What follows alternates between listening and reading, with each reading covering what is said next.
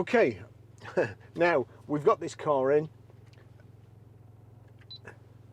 Hands-free system is locked.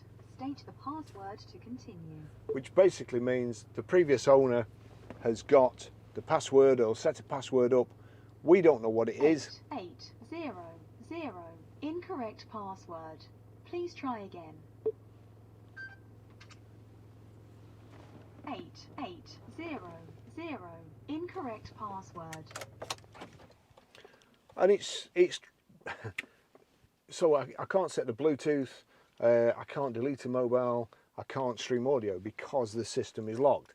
So hopefully, I think I know how to do it, but we'll see. So turn the ignition on. Well, turn the engine on. We're in park. Wait for the system to come on. Got a settings button there and map there.